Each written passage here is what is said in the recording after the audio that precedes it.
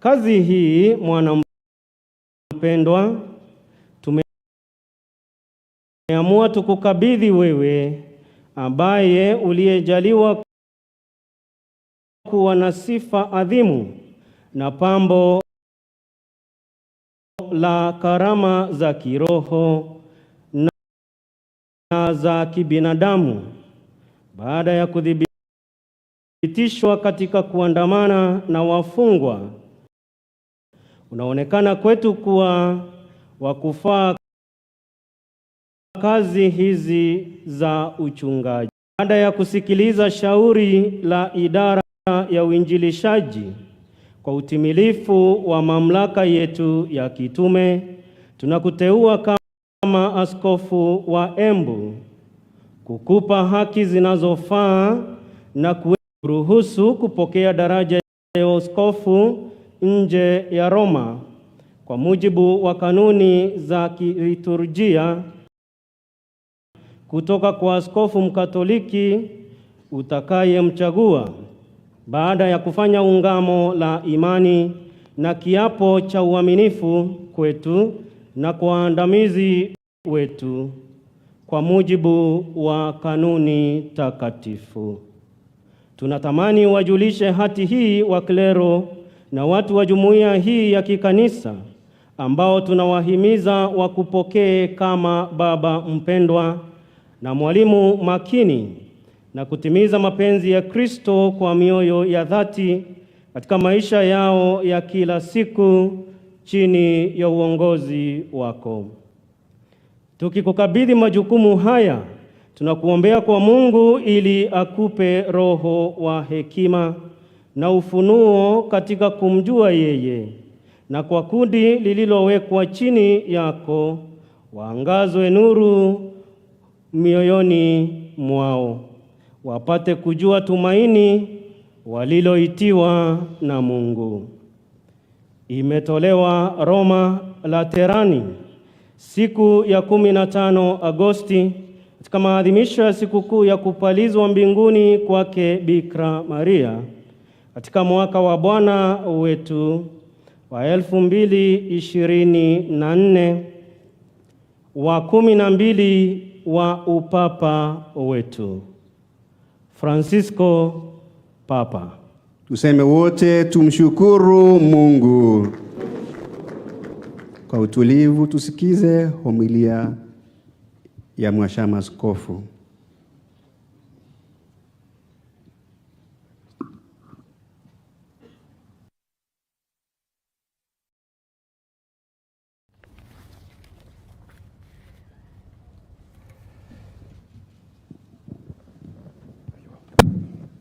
The papal bull, as it was read this morning, as you understood, is written in Latin, and it comes from Rome.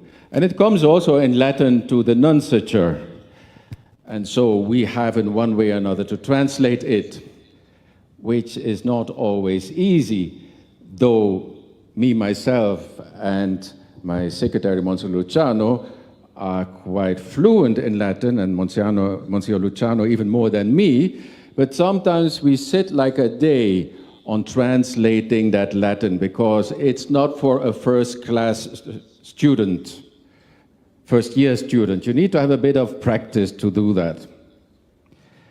And so when I've heard it again read today, I was very consoled because I thought the way I struggle with Swahili, others struggle with Latin. So therefore, I feel a bit relaxed this morning.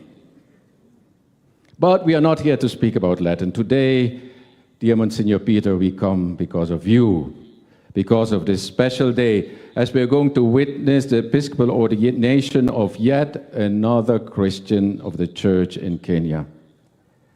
And I think that many of you know, and it was also here shown this morning, that Father Peter Gemani has been working for years as a chaplain in the prisons.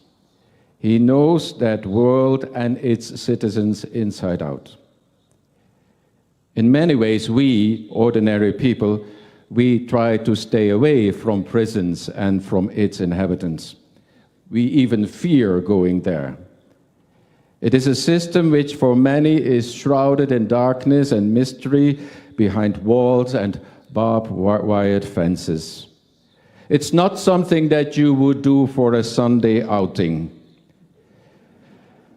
And if you go there to visit maybe your family or your friends, you even will reflect twice whether you should bring your children along. In old times, the prison was called a carcer or a dungeon. And it implies a very dark and sinister system that people really want to keep away from. In many ways, that concept of dungeon is, of course, also connected to our idea of purgatory or hell even.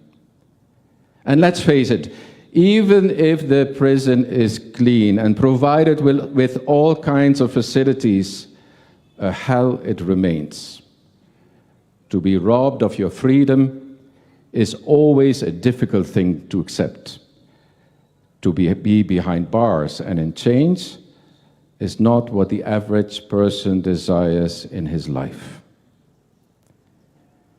Father Peter Kimani comes from that kind of reality. He has worked there for many years, and he came to know the prisoners by name. He listened to their stories and came to understand their fear and frustrations. Yes, sure, some of the prisoners may have committed heinous crimes, but even they, the worst of criminals, have families, have children, have dreams, and even have good intentions. People can be murderers and rapists, but there are also many other things than that. That is what Peter Kamani came to know about those prisoners. He came to know those human stories about their pain and their suffering in the prison system. Peter worked so long in the prisons that his friends started to call him the prisoner, because it seemed he would never get out of there again. A lifelong sentence it was, so it seemed. The life of Peter Kamani, reminds me in a way of the life of St. Paul the Apostle. Actually, frankly speaking, I was a bit surprised that in the choice of the readings of today, that aspect was not highlighted. Paul calls himself a prisoner of Christ, and he speaks more than once of him being in chains for Christ. Peter Kimani, in many ways, is like St. Paul of Tarsus. Paul, you may not know it or you never realize it, Paul was imprisoned a lot. Clement of Rome, one of our saints, claims that Paul was 7 times behind bars. Paul himself says about himself that he suffered far more imprisonments than any of his rival apostles. And we, as Christians, as church, we have imagined many reasons why Paul was in prison. Because he was a philosopher. Maybe Paul was a political prisoner. Or Paul was just wrongfully accused. And Paul, the Roman citizen, had asked for a trial, and therefore he was taken to Rome to be there under house arrest. And finally, from there, he was executed. He was beheaded. Poor people, people without a stable residence, considered to be a public nuisance, bore the brunt of what we would call casual administrative violence, as well as short-term imprisonment under local magistrates who just want to keep the peace. We must accept that Paul inhabited, as it sometimes is called, Paul inhabited a whippable body, one that could be hit or be locked away by the local authorities without too much of noise, with impunity. You could imprison people very easily for some kind of vague accusation like disorderly conduct. Paul's treatment was the same for many in ancient Rome, especially if you were poor, homeless, or of an ethnic group that marked him as a part of an occupied people. Which is to say, Paul looked a lot like those who get over-policed and thrown into jail today, not only in Kenya, but all over the world. And even today, many of our judicial systems contribute to the same. Some of our people will be thrown into prison for relatively minor violations, while others, especially for crimes that involve more than 10 million shilling, or those who have powerful friends, they will never make it to prison. You might have committed a heinous crime, but you will be able to escape prison unscathed. There is a saying that the law is the same for everybody, but not everybody is the same for the law. The church of Philippi provided resources to Paul, wanted to be with Paul during and after his incarceration. They wanted to meet his physical needs. They brought him to eat. They brought him clothing. They became like a social safety net. And the Philippians in that time sent a man called Epaphroditus to Paul to make sure that he had the means of surviving behind bars. And they wrote letters back and forth with Paul while he was in prison in that time. And they even prepared a guest room for him when he was finally released. These basic forms of support, sending visitors into prison, writing letters, opening our homes to people getting out of prison, are still basic needs, basic tasks that are needed today. Father Peter Kimani was involved in all this, and he could explain it much better than me. By the way, Holy Scripture doesn't make any attempt to prove the innocence of Paul as he is in prison, but rather his incarceration becomes like a place of special intimacy with Christ.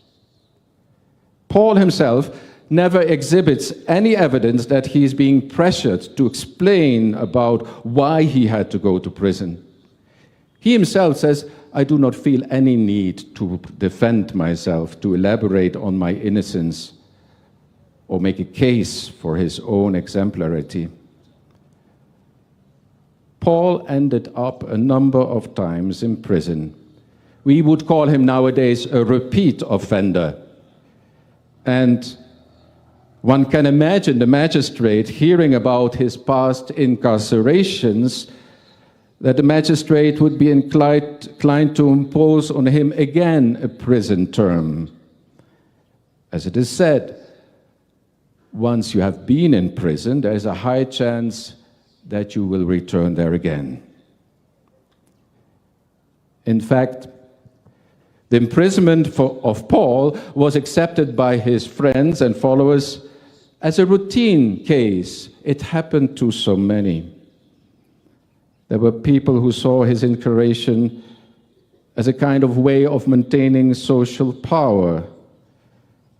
It was not so much about being guilty or being innocent, but you were a victim of the game between the powerful forces. Rather than regarding Paul as a charity case or as a person to be corrected, the friends, the disciples of Paul, treated him as an imprisoned friend with a moral authority and a witness to the Christ who himself had been arrested, tried, tortured, found guilty, and executed. Christ himself, like Paul, was the victim of a system that was not able to provide any sense of real justice.